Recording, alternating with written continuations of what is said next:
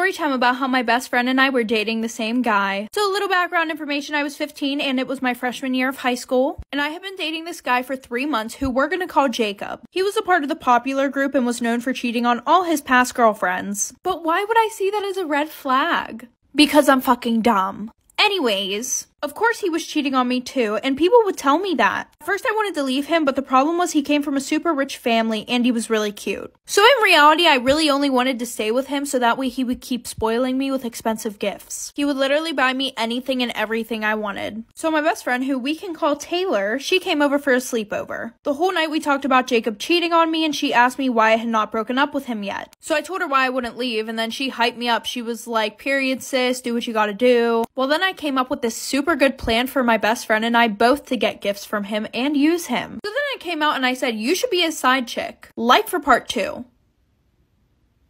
Part 2 about how my best friend and I were dating the same guy. So like I said before, he was cheating on me 24/7, but he was spending money on me 24/7. That's the reason why I wouldn't leave him. So then I told my best friend that she should be his side chick. So that way we could both use him for his money. So Taylor started flirting with him to try and make him want her too. And I may have given it a little push by giving her his Snapchat, so she tried to slide in his DMs and then also tried texting him on Snapchat. At first, his cheating ass did not want to do anything with her. And I was like, the one time. Anyways, he was like, I'm with your best friend right now. I don't think we should do this. But of course, like all boys who cheat, he ended up meeting up with her. And they started sneaking around. Meanwhile, I knew all the tea. Taylor was telling me everything. Taylor started getting things from him 24/7 and he looked so stupid. Well, then we decided to fuck with him one more time. Like for part 3.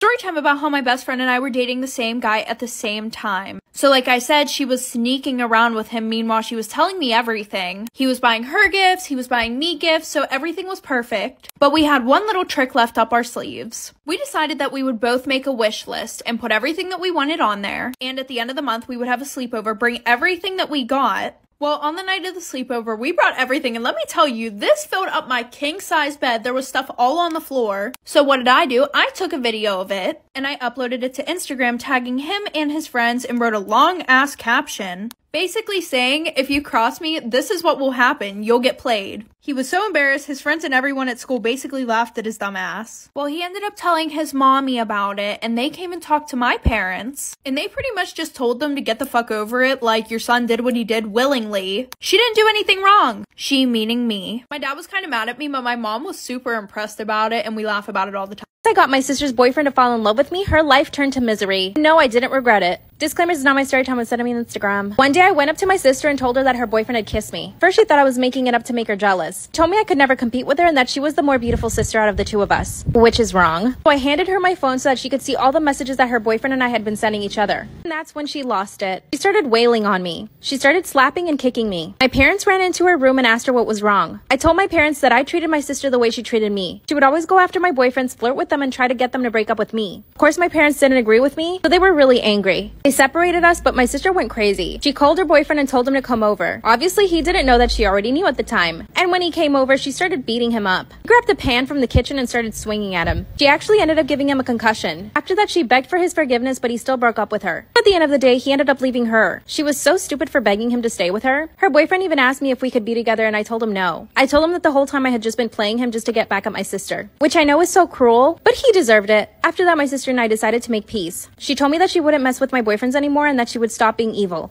But after a month of having my new boyfriend, I found her flirting with him too. I told her if she didn't stop that I would make her life miserable once again. I'm pretty sure she has a boyfriend, but she doesn't want to tell my family. Cause she knows that I'll go after him and I would probably end up making him fall in love with me too. But at this point, I just don't know what to do. What should I do? She's so evil and I want to make her life miserable. Bye. Story time about how I became an IG model / escort for billionaires. I'll tell you that last month I made $60,000. This clearly is not my story time and send me on Instagram. So at the beginning I had to lie about my age. I'm really 36 years old, but I say I'm 22. I do look a lot younger than I am, and of course I get filler and Botox. I started my Instagram account 6 years ago. My inspirations were Anna Cherie, Amanda Lee, I am JoJo, and Abigail Ratchford. I mean Abigail Ratchet. I basically copied all of these girls' pictures. Within a month of starting my Instagram account, I had 10,000 followers. And yes, all of them were males. But I didn't really start making money until 2018. You know, like every other girl on Instagram, I signed up for OF. And that's when I started making serious money. But I was also making money from Instagram. Brands would send me clothes and watches and protein powder that or stuff like that. Eventually, I became an ambassador for one of the biggest Instagram clothing stores. I think we all know what I'm talking about. Fashion Hova, and I started making a lot of money then. So I basically started living above my means. I got myself a new apartment in Beverly Hills, and it was $6,000 a month. I also got myself a Mercedes, and I would exclusively shop at Air One. I would also go shopping at Rodeo Drive almost every day because I wanted the paparazzi to get pictures of me. And I even called the paparazzi on me a few times, so I had to pay them like $2,000 out of pocket. So yeah, I was spending a lot of money. Whatever money I got that month, I would literally spend it by the end. One month I spent $25,000 going out with friends. I would usually pick up the bill. This is what started getting me into trouble. Part 2 is Storytime about how I became an IG model / escort for billionaires. After I spent the $25,000 in 1 month, I decided I needed another income source. So I thought of escorting. One of my very good friends in LA was also an escort, and she told me about it, but I was like, I can't do that. But one day I called her and she told me everything. She gets contacted through Instagram by very, very rich men, like billionaires. I honestly didn't believe her at first, but then she showed me receipts. Her bank account had more than $1 million in it. She told me that she had only been doing it for 6 months. She put me in contact with several people and they had to verify a bunch of my stuff. Then after a week, I was finally in. But I was really scared. I had to go get my passport renewed. This meant that I was going to be traveling internationally with men that I didn't know. A few days later, I get a message on Instagram from an account. The guy that owned this account was clearly very rich. It wasn't him contacting me, it was his assistant. He got my information and 2 days later, I was on a private plane. I landed in a foreign country. I spent the entire weekend with this guy. He didn't speak English. Basically took me around his city and showed me off for his friends. I honestly didn't feel uncomfortable at any point and he didn't try anything. In fact, he was actually super shy, but his friends on the other hand were really handsy. Part 3 is up.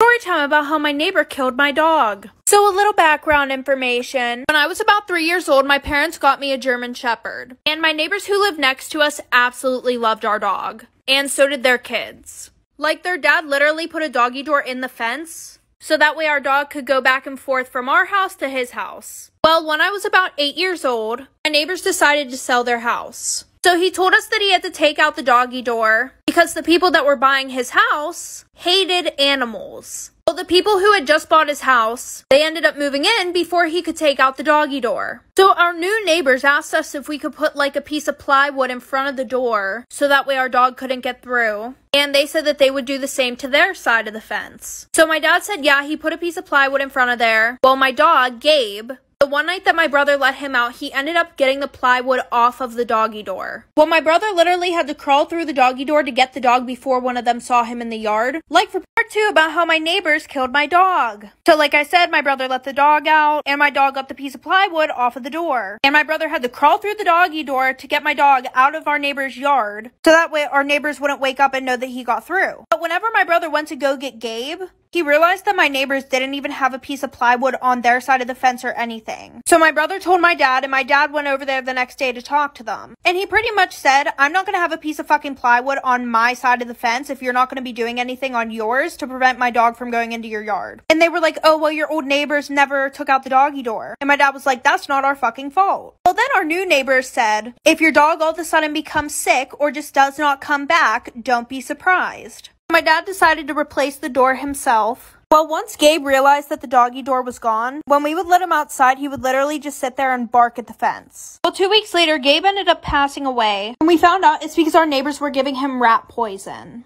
Storytime about how I found my husband's secret phone. Disclaimer is not my storytime, it's sent me on Instagram. I found 5 dating apps and 2 secret girlfriends on his phone. And I can't even begin to tell you what I found on Instagram. Up until this point, my husband and I had the utmost respect and trust for each other. I never once thought he was capable of doing this. Literally every woman says that when they find out their man is cheating. Around 6 months ago, my husband started a new job. He's in tech and makes a lot of money, so I've been able to stay at home with our kids. We now have 2 kids, and they're both 2 and 5. Our life is amazing. Our parents live near us. We always make time for each other and go out on dates. We even take solo trips on the weekends. Last year, we went to Bali for 2 weeks. My point is, we always make time for each other. When he started his new job, he started earning more money. But this also meant that he took on a lot more work. He was always so stressed out. My husband and I met in college, and we studied the exact same thing. We both worked for the same company. Eventually, I retired to take care of our kids. So when he got his new job, I offered to help him out with his work. He was actually really grateful for this, and we were both doing a really good job. He was working from home 3 days out of the week. So it was a great situation. We were spending time together, working together, and the kids were spending more time with their dad. His new job gave him a new cell phone, and this is the cell phone that I would usually use to help him out with his work and his laptop. Part 2 is up. Story time about how I found my husband's secret cell phone, his 2 girlfriends, and his 5 dating apps. Disclaimers is not my story time, it's me on Instagram. I started using his work cell phone to help him out with his job, and he kept his own cell phone. This is when I started noticing that he would make a big deal about losing his phone. Anytime he would misplace it, he would go absolutely berserk. Now, I thought it was just because he was stressed about work, till I realized it wasn't stress. He forgot to silence his phone one night, and the notifications were going off. I woke him up and asked him to turn it off. My mind did not go to him cheating. I thought it was work-related stuff. Then I realized it was his personal phone that was going off, not his work phone. The next day, he apologized for having his work notifications on, and I said, but it wasn't your work phone, it was your personal phone. And he said, no, it wasn't. And I said, yes, it was. And that's when he accused me of being paranoid and crazy. And that's when I knew he was cheating. I had to keep it cool though. I was feeding the kids in the kitchen when this all happened. On this day, he was gonna go to work. I knew that he was gonna take his personal and his work phone with him to the office. So what I did was change the phone covers on each phone and flip them upside down. He grabbed the work phone thinking it was his personal phone. He put it in his pocket and went to the bathroom. And he left his work phone, which was his personal phone, on the countertop. I told him that maybe I should keep it just in case I needed to answer emails, and he said yes. He left and I had his phone all to myself. As soon as I opened his personal phone, I went straight to the messages and I found his 2 girlfriends, Laura and Missy. Part 3 is Story time about why I made my boyfriend stop being friends with his girl best friend. So a little background information. I was in my sophomore year of high school, and my boyfriend and I had been dating for about 6 months. And he had been best friends with this girl, we're gonna call her Addie, for about 3 years.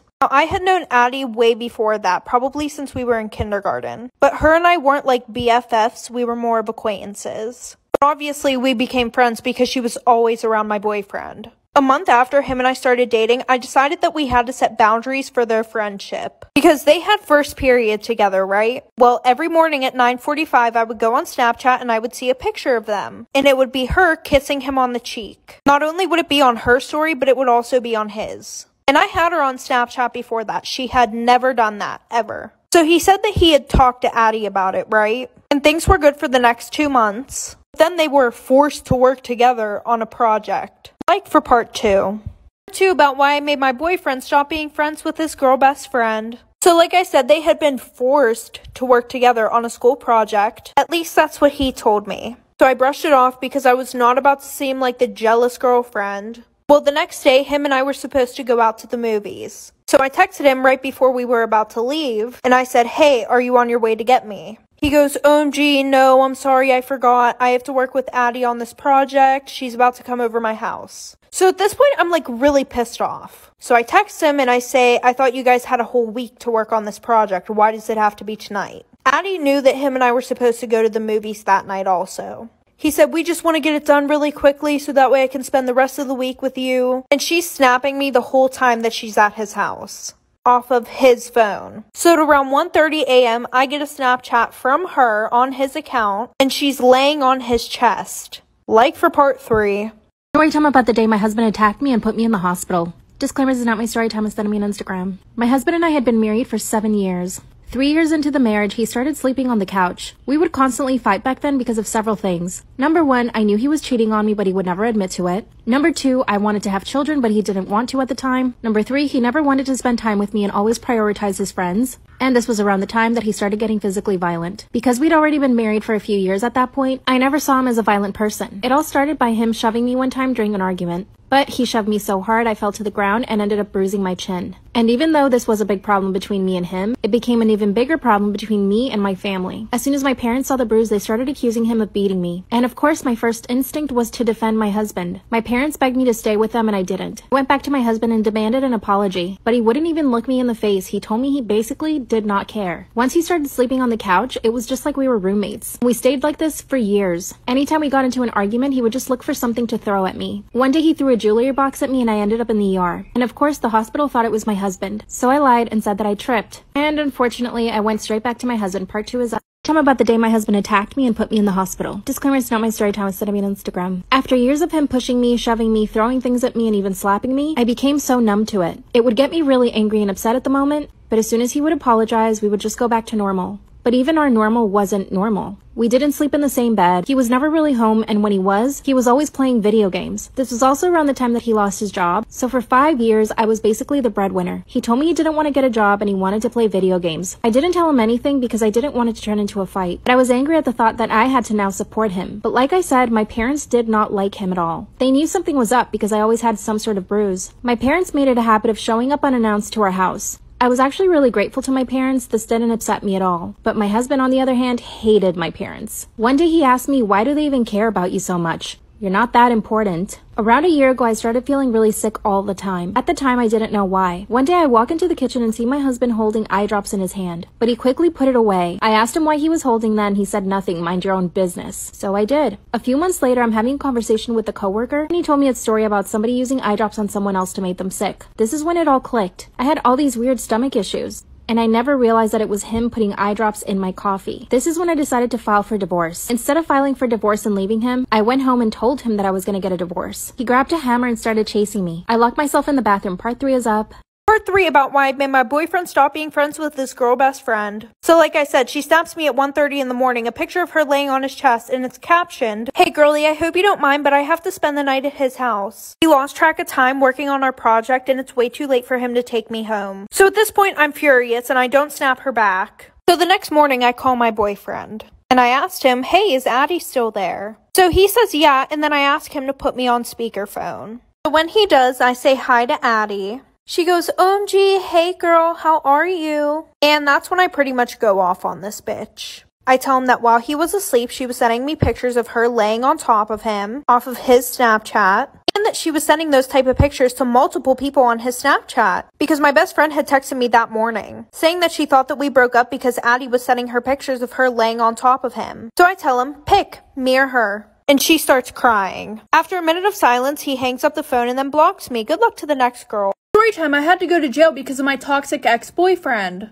So a little background information. Him and I started dating right after high school. And this relationship was so fucking toxic. We would literally fight over the dumbest shit.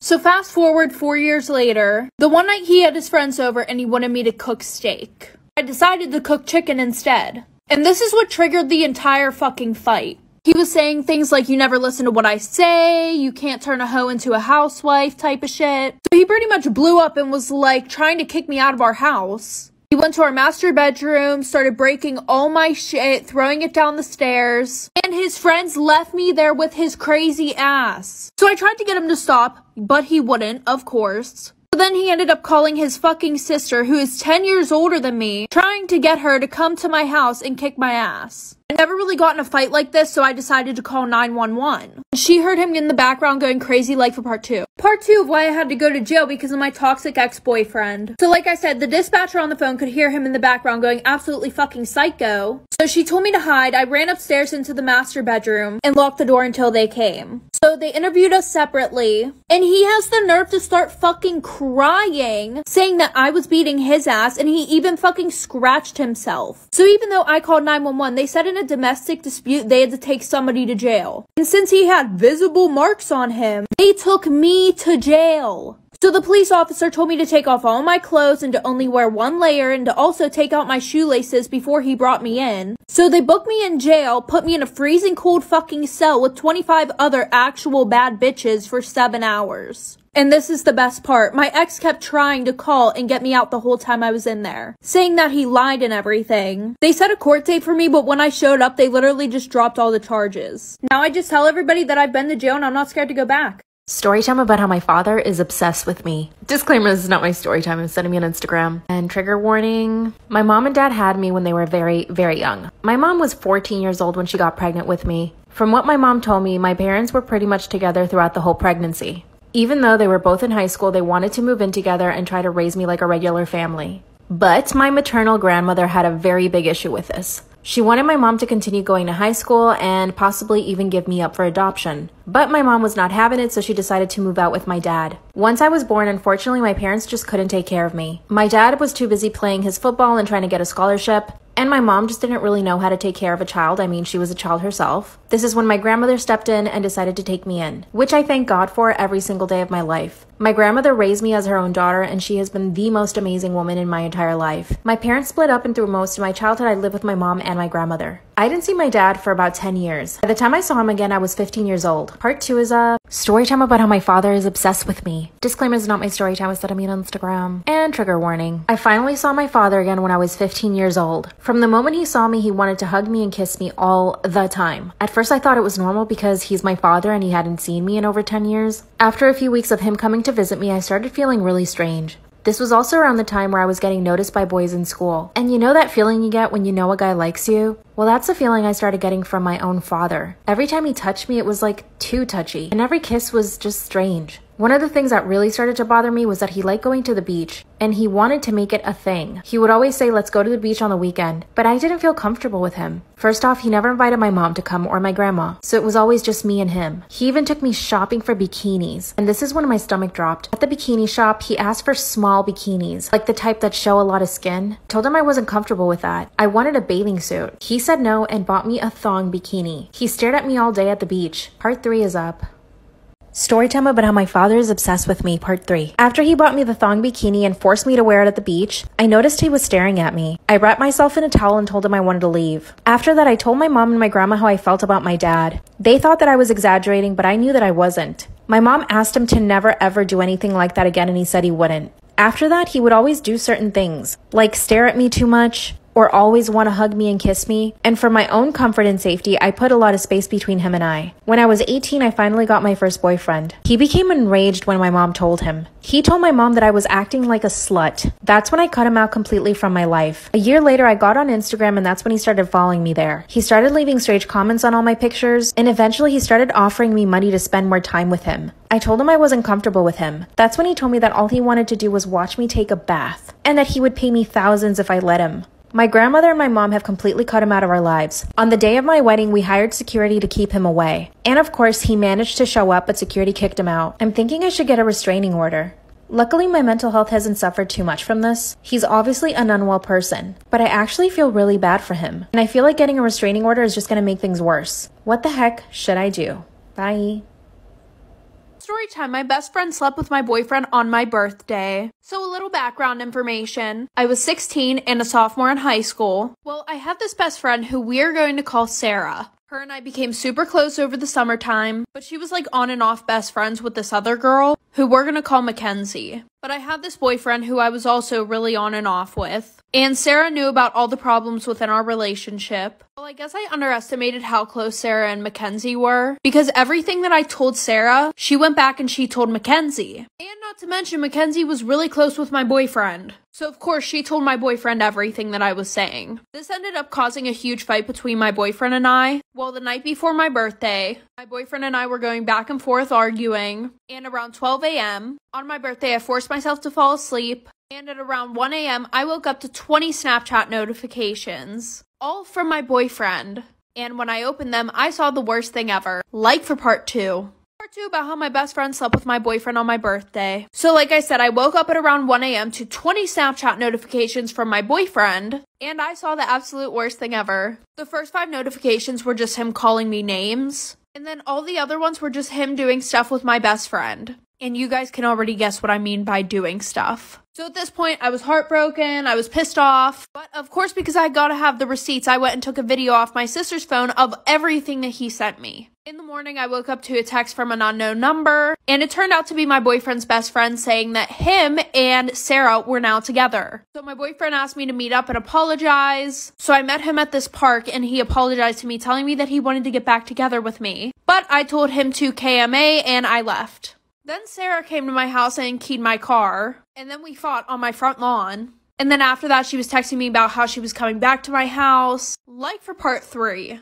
Part 3 about how my best friend slept with my boyfriend. So like I said, she came to my house and she keyed my car. And I caught her, so I went outside. We fought on my front lawn. After she left, she kept sending me messages saying that she was coming back to my house so we could fight again. But she was blocked, so I didn't get any of the messages. And then my ex came to my house and brought me flowers. And this was all in a span of one day. So because it was my birthday party, my cousins were at my house, and I already told them everything that happened. So they went outside and they fought him. Well, then I ended up sending all the videos to his parents, her parents, his siblings, aunts, uncles, cousins who loved me. Then I also decided to take legal action, and I sent the cops all of the screenshots of Sarah harassing me. And my sister got a video of us fighting, so I sent that to them too. Well, since she was 18 and I literally just turned 16, she got 3 months in county jail for minor harassment and minor physical altercations. So in the end, I think I won. Story time about how I did the dirty with my cousin. Disclaimer, this is not my story time. I repeat, this is not my story time. It was sent to me on Instagram. Okay, before you all judge me, I come from a very small town. Very small. Background, my entire family and I come from a very small town. For miles and miles around us, there is nothing. The only thing around us to do is really just go to the mall. Growing up, my cousin and I weren't really close. He was always trying to bother me and he was always mean. I also didn't have siblings, but my dad did have kids with another woman, so I had a couple of stepsisters. But growing up, my stepsisters would compete with me in everything, school and boys. Our school only had 80 kids in it. So by the time I turned 17, the only boy that I was ever interested in ended up moving away from my town. And this boy didn't even know that I existed. At this point, my cousin had gone away for a couple of years, but then came back. And when he came back, the attraction was instant. I know you guys all want to gag right now, but like I said, I had no other options for boys. Remember I said my cousin used to bother me a lot? Well, one day he came up to me in school and apologized. And we both knew we were attracted to each other, so we just kept talking. One day he just grabbed me and kissed me. Part 2 is up. Story time about how I did the dirty with my cousin. Disclaimer, it's not my story time. I repeat, this is not my story time. It's sent me on Instagram. My cousin kissed me for the first time that day. By the way, we were in school. He asked me to go behind one of the buildings in school. Out of nowhere, he grabbed me and kissed me. This was the first time I'd ever been kissed. So instantly, I was infatuated. And then after that, every single day we would go behind that building and kiss some more. And trust me, we both had conversations all the time about how we were cousins. But the problem was there was nobody in our town that we were interested in. So his parents, who are my uncles, suddenly they started inviting my parents over to their house. So we would all go have dinner at their house and hang out sometimes. And my cousin and I would take advantage and go make out in his room. No one ever thought to check on us. I mean, why would they? We're cousins. One of those times that we went over, we did the dirty. My cousin just started going for it and I didn't stop him. I wanted him to do it. All while our parents are downstairs. And then we kept doing it every day. After about a year, he had to move away for school. And to this day, nobody knows what we did. I haven't seen him in about 5 years, but trust me, if we saw each other again, I think we would do it again. Is that gross? I mean, I know it is, but whatever. Bye. Story time. I'm in a long distance relationship and I don't know if I should break up with this boy or not. So a little background information. Him and I were best friends for almost a month before we started dating. And literally as soon as we started dating, he started asking me for nudes. And I would be like, no, not tonight, I'm tired. And then he would keep asking me why. And then he would start to make me feel guilty about not wanting to send him nudes. Eventually, he would just say, it's fine, I'll just wait until we can do physical things together. And he still has, quote, his hoes on Snapchat. And he still has all of their nudes and everything. And literally the day before we started dating, he told me that he liked this one girl. And he'll always hang up the phone to talk to her instead of me. And then when I bring it up, he tries to say that he's... So obviously I try and bring this up to him, and he tries to make me feel bad by saying that he thinks about unaliving himself. He also has a few other red flags, like for part 2. Story time. I'm in a long distance relationship with this boy and I don't know if I should break up with him or not. So like I said, he says he always thinks about unaliving himself, so obviously I feel bad for him and I just love him so much that I can't let him go, and he has a bunch of other red flags. Like he'll tell people he's 13 and other people he's 14, and you know, he apparently didn't know his birthday. Well, fast forward, he's been texting me more, and when I told him I loved him, he left me on open, which he never does. He always says it back to me. We still haven't really been talking on the phone, but I did send him pictures. Not fully nude, but both times I sent those, he literally called me right after. But other than that, he will never call me.